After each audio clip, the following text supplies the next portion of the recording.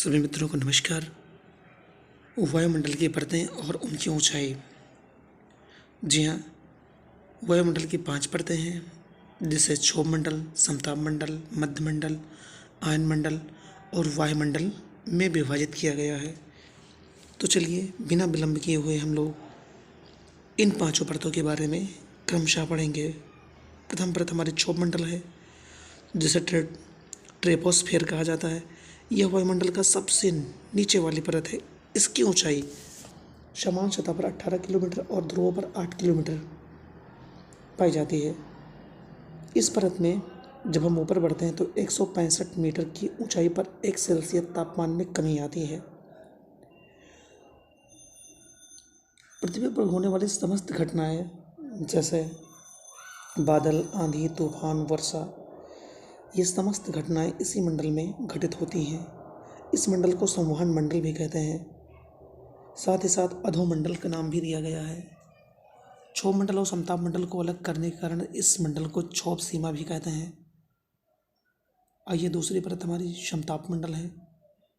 समताप मंडल की ऊंचाई 18 किलोमीटर से 50 किलोमीटर की मध्य पाई जाती है।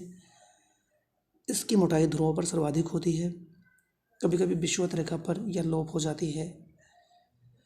यह वायुयान चालकों के लिए अत्यधिक महत्वपूर्ण परत मानी जाती है। कभी कभी इस मंडल में विशेष प्रकार के मेघों का निर्माण होता है, जिन्हें मूलाभ कहा जाता है। ओजोन परत इसी मंडल में पाई जाती है।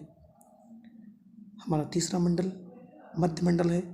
इसकी ऊंचाई 50 किलोमीटर से 80 किलोमीटर के मध्य पाई जाती है।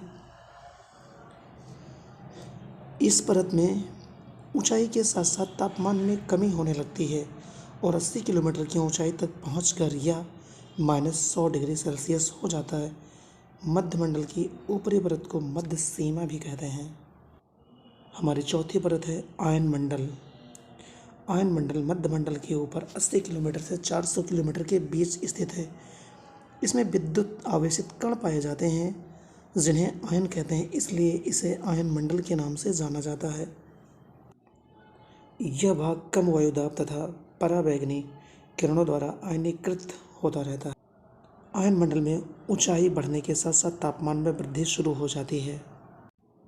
सबसे अंतिम परत वायुमंडल होती है, सबसे ऊपर की परत होती है। आयनमंडल से ऊपर के भाग को वायुमंडल कहा जाता है। इसकी कोई ऊपरी सीमा निर्धारित नहीं है। इस मंडल में हाइड्रोजन और हीलियम गैसों की प्रधानता होती है। इस मंडल की महत्वपूर्ण विशेषता, इसमें ऑरोरा ऑस्ट्रेलिस और ऑरोरा बोरियालिस की होने वाली घटनाएं हैं। ऑरोरा का शाब्दिक अर्थ होता है प्रातःकाल, जबकि बोरियालिस का अर्थ होता है उत्तरी और ऑस्ट्रालिस का अर्थ होता है दक्षिणी। इसी कारण इन्हें उत्तरी ध्रुवीय प्रकाश एवं दक्षिण ध्रुवीय प्रकाश कहा जाता है। वास्तव में ऑरोरा ब्रह्मांडीय चमकते प्रकाश होते हैं, जिनका निर्माण चुंबकीय तूफान के कारण सूर्य की सतह से विसर्जित इलेक्ट्रॉन तरंग के कारण होता है। ऑरोरा ध्रुवीय आकाश में लटके विचित्र बहुरंगी आतिशबाजी की तरह दिखाई पड़ते हैं। ये प्रायः आधी रात के समय दिखाई पड़ते हैं।